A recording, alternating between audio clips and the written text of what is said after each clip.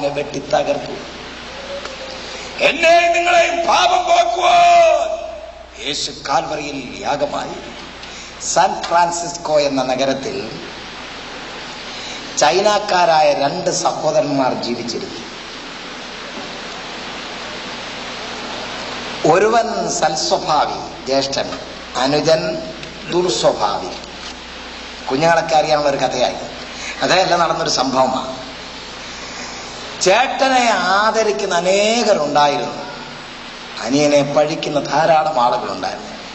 കണ്ടിടത്തെല്ലാം നടന്ന് കണ്ടവരുടെയൊക്കെ കൂടെ കൂട്ടുകൂടി കണ്ടതൊക്കെ കടിച്ചു തിന്ന് ചൂത് കളിച്ചും കണ്ടമാനം നടന്ന ഈ അനിയനോട് പലപ്പോഴും ജ്യേഷ്ഠൻ ഉപദേശിക്കുമായിരുന്നു: പൊന്നനിയാ, നീ ഇങ്ങനെ നടക്കരുതേ, നീ ഇങ്ങനെ നടക്കരുതേ.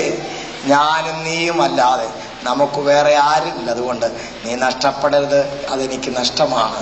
പലപ്പോഴും സംസാരിച്ചിട്ട് ഈ അനിയൻ അത് കേട്ടില്ല. ഒരു ദിവസം ഇവനൊരു വലിയ അബദ്ധം പറ്റി. ചൂതുകളി നടന്നുകൊണ്ടിരുന്ന കളത്തിൽ കാശിനൊരു പിടി നടന്നു. കാശിന് പിടി നടന്ന് കയ്യൂക്കുള്ളവൻ കാശ് വാരി കക്ഷത്ത് താത്തു. അടുത്ത് നിന്ന ഈ അനിയൻ കാശ് നഷ്ടപ്പെട്ടത് കൊണ്ട് കയ്യിലുണ്ടായിരുന്ന കത്തി വലിച്ചൂരി അവരനെ കുത്തിയ സ്പോട്ടിൽ തന്നെ അവൻ ചത്തു വീണു. കലിക്കുന്ന ഹൃദയവികാരങ്ങളോടെ ചോരക്കരപരണ്ട കത്തിയുമായി അനിയൻ അവിടുന്ന് ഓടി രക്ഷപ്പെട്ട് ദേഹത്തെല്ലാം ചോര നിറച്ച ചോര തുണികളുമായി ജ്യേഷ്ഠന്റെ അടുക്കലേക്ക് ഓടി വന്നു. ജ്യേഷ്ഠന്റെ അടുക്കലേക്ക് വന്ന അനിയനെ കണ്ടുകൊണ്ട് ജ്യേഷ്ഠൻ ചോദിച്ചു: എന്താ എവിടെ പറ. അവൻ പറഞ്ഞു: ചേട്ടാ രക്ഷിക്കണം, ചേട്ടാ രക്ഷിക്കണം. എന്ത് പറ്റിയടാ? ഞാനൊരുത്തനെ കുത്തിയിട്ട് വരികയാണ്, പോലീസ് എന്റെ പുറകിലുണ്ട്, എന്ത് ചെയ്യണമെന്ന് അറിയാൻ പാടില്ല. എന്താ ചെയ്യേണ്ടത്? എവിടെ ഒളിച്ചാലും ഇവനെ പിടിക്കും. ജ്യേഷ്ഠൻ പറഞ്ഞൊരു വാക്കുണ്ട്: പെട്ടെന്ന് ഊരിക്കോളാൻ പറഞ്ഞു. പെട്ടെന്ന് ഊരിക്കോ ശരീരത്തിലെ രക്തത്തുണികൾ. ആ രക്തത്തുണി പെട്ടെന്ന് അവൻ ഊരി ജ്യേഷ്ഠന്റെ ശരീരത്തിട്ടിരുന്ന കറപരളാത്ത തുണിയെടുത്ത് കൊടുത്തിട്ട് പറഞ്ഞു: ഇതിട്. അവനത് പെട്ടെന്ന് വാങ്ങിച്ചിട്ടപ്പോൾ താഴെ കിടന്ന ആ ചോര പരണ്ട തുണി ജ്യേഷ്ഠൻ എടുത്തിട്ട് കയ്യിൽ കത്തിയും പിടിച്ചിങ്ങനെ നിൽക്കുകയായി. അടുത്തോടി വന്ന പോലീസ് യാതൊരു തെറ്റും ചെയ്യാത്ത ഈ ജ്യേഷ്ഠനെ തൊണ്ടി സഹിതം പിടിച്ച് വിലങ്ങ് വെച്ച് കൊണ്ടുപോകുമ്പോൾ അനിയനെ അവസാനമായി നോക്കിയിട്ട് ജ്യേഷ്ഠൻ അതുവഴി കടന്നുപോയി. ദിവസങ്ങൾ പലത് കഴിഞ്ഞു. അവനെ സബ് ജയിലിൽ അടച്ചു, നന്നായി ഇടിച്ചു. സത്യം പറയടാ എന്ന് പറഞ്ഞു: സാറേ, ഞാൻ തന്നെയാണ് കുത്തിയത്, ഇനി എന്നെ അടിക്കല്ലേ, ഞാനാണ് കുത്തിയത്.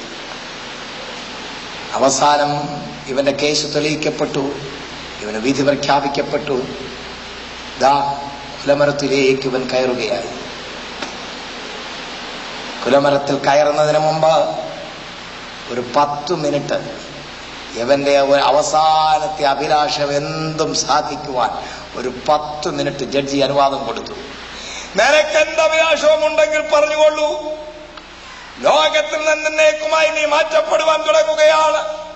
ഈ അവസരത്തിലെ നിന്റെ അന്ത്യാഭിലാഷം എന്ത്? അത് സാധിക്കുവാൻ ഗവൺമെന്റ് ശ്രദ്ധാലുവായിരിക്കും. ഞാൻ പറഞ്ഞു: ബഹുമാനപ്പെട്ട ഗവൺമെന്റ്, അല്ലയോ കോടതിയെ, അല്ലയോ പോലീസുകാരെ, എന്നെ ഇടിച്ചവരെ, എന്നെ തൊഴിച്ചവരെ, നിങ്ങളെല്ലാം നിങ്ങളുടെ പണികൾ ചെയ്തു തീർത്തവരാണ്.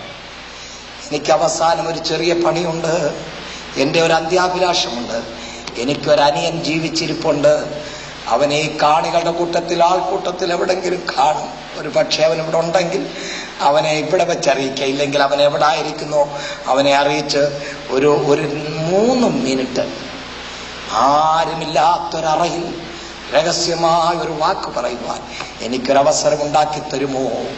ജഡ്ജി ഓർഡർ പുറപ്പെടുവിച്ചു. അത് നടക്കട്ടെന്ന് ആൾക്കൂട്ടത്തിൽ വിളിച്ചു പറഞ്ഞു. തൂർക്കപ്പെടുവാൻ തുടങ്ങുന്ന ഈ പ്രതിയുടെ ഒരു സഹോദരൻ ഈ ആൾക്കൂട്ടത്തിൽ എവിടെങ്കിലും ഉണ്ടെങ്കിൽ കയറി വരണം. ചില മിനിറ്റുകൾ ഈ പ്രതിക്ക് നിന്നോട് സംസാരിക്കാനുണ്ട്, കയറി വരണം. ആൾക്കൂട്ടത്തിൽ ഞാനൊരു വാക്ക് കടമെടുത്ത് പറഞ്ഞോട്ടെ, ക്ഷമിക്കണം. ആൾക്കൂട്ടത്തിൽ തനിയെ ഒരുവൻ കയറി വന്നു, പതുക്കെ കയറി വന്നു. ജ്യേഷ്ഠന്റെ കൺമുനകളിലേക്ക് നോക്കി, ജ്യേഷ്ഠൻ അവനെ നോക്കി. രണ്ടുപേരും ഒരു മറവിടത്തിലേക്ക് മറഞ്ഞു. അവസാനമായി ജ്യേഷ്ഠൻ ഈ അനിയനെ കെട്ടിപ്പിടിച്ച് പൊട്ടിക്കരഞ്ഞ് അവസാനത്തെ ചുംബനം ചുംബിച്ചിട്ട് പറഞ്ഞു, അനുജ, നീ അറിയുന്നുവല്ലോ ഞാൻ ആർക്കു വേണ്ടി കൊലക്കളത്തിലേക്ക് കയറുന്നു. ആർക്കും, ഉലകത്തിൽ ആർക്കും അറിയാൻ പാടില്ലെങ്കിലും നിനക്കറിയാമല്ലോ ഞാൻ ആർക്കു വേണ്ടി കുലമരം വരിക്കുവാൻ തുടങ്ങും. എന്റെ ഒരു അന്ത്യാഭിലാഷമുണ്ട്, അത് നിന്റെ ചെവിയിൽ പറയുവാനാണ് നിന്നെ വിളിച്ചത്. ഞാൻ നിനക്ക് വേണ്ടി മരിക്കുന്നു. നീ ഒരു കാര്യം ചെയ്യണം, നീ എനിക്ക് വേണ്ടി ജീവിച്ചോ. നീ മരിക്കുന്നു, ഞാൻ ജീവിക്കണം.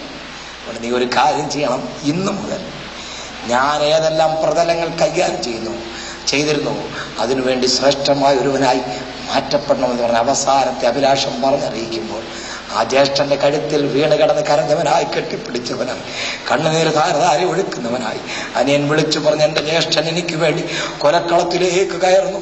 കുലമരം എന്റെ കഴുത്തിൽ വീഴേണ്ടതായിരുന്നു, കുലക്കയർ എന്റെ കഴുത്തിൽ വീഴേണ്ടതായിരുന്നു. എനിക്ക് വേണ്ടി മരിച്ച ജ്യേഷ്ഠന് വേണ്ടി ജീവിക്കുവാൻ ഇന്നു മുതൽ ഞാൻ ബദ്ധശ്രദ്ധാലുവാകുന്നു. അതേ, എന്റെ പഴയ സ്വഭാവം ഇതോടെ മരിക്കുന്നു, ഒരു പുത്തൻ സ്വഭാവം ഏറ്റെടുക്കുന്നു.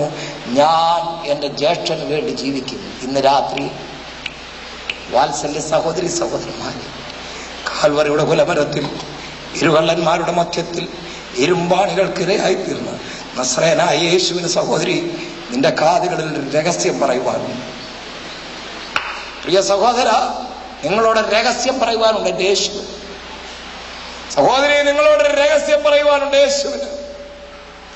ആ ശബ്ദം ഇന്ന് രാത്രി വളരെ രഹസ്യമായി നിങ്ങളുടെ കാതുകളിൽ മുഴങ്ങട്ടെ, മർമ്മമായി മുഴങ്ങട്ടെ.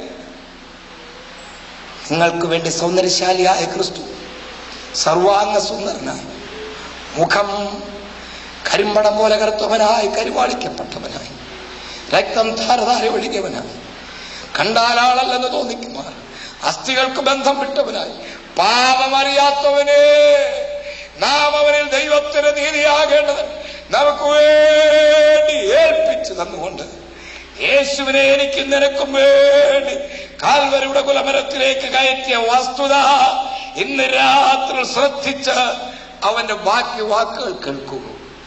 യേശു നിങ്ങൾക്ക് വേണ്ടി മരിച്ചു.